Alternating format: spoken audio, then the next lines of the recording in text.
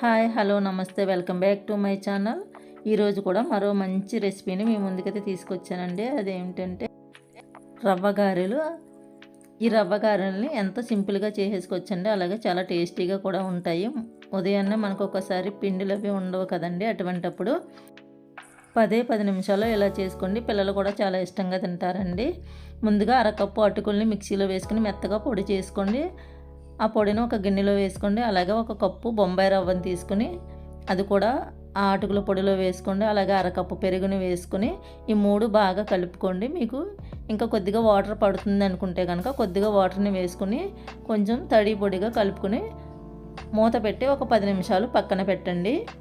ఇలా కలుపుకునేటప్పుడు మరీ పొడిగా కలుపుకోకండి, అలాగని మరీ ముద్దలా కాకుండా ఇలాగా వీడియోలో చూపిస్తున్న విధంగా కలుపుకొని ఇలా మూత పెట్టి పక్కన ఉంచేసుకోండి. ఇప్పుడు ఇలా 2 పచ్చిమిరపకాయలు తీసుకొని చిన్న ముక్కలుగా కట్ చేసుకోండి. అలాగే చిన్న అల్లం ముక్కను కూడా తీసుకుని చిన్న ముక్కలుగా కట్ చేసుకొని ఇవి 2 కలుపుకొని మెత్తగా దంచుకోండి.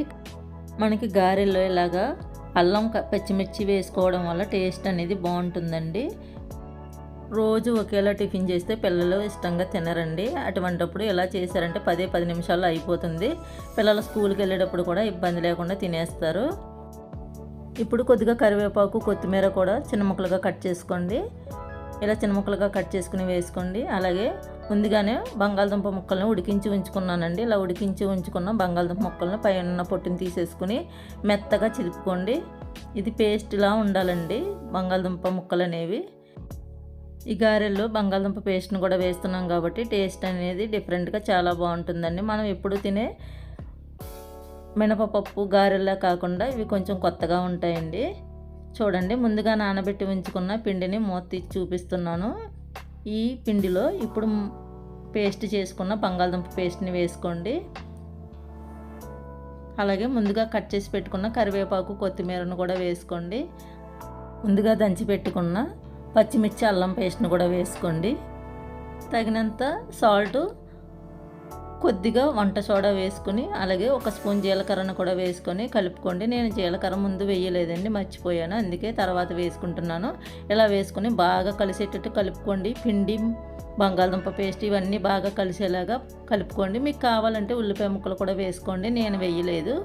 ఉల్లిపాయ ముక్కలు కూడా వేసుకుంటే చాలా బాగుంటాయండి. ఇలా కలుపుకునేటప్పుడు వాటర్ అనేది వేయకండి, వేసారంటే పలచగా అయిపోతుంది. మనకి గారె వేసుకునేటప్పుడు సరిగా రాదండి. పిండి చూడండి, మనకి గారెల పిండి ఎలా అయితే అలా ఉంటుందో అలా ఉంటుందండి. ముందుగా స్టవ్ ఆన్ చేసి ఆయిల్ అనేది వేడి చేసుకోండి. ఇప్పుడు చేతికి కొద్దిగా ఆయిల్ రాసుకొని ఇలా గారె మనం మామూలుగా గారె ఎలా అయితే చేసుకుంటామో అలా చేసుకుని వేడెక్కిన ఆయిల్లో వేసుకొని ఫ్రై చేసుకోండి. నేనైతే ఒక చేతితోనే గారె అనేది వేసుకుంటున్నానండి. ఇలా వేసుకోవడం రాని వారు ఒక కవర్ తీసుకుని కవర్ మీద గారె చేసుకుని అలా వేసుకోండి.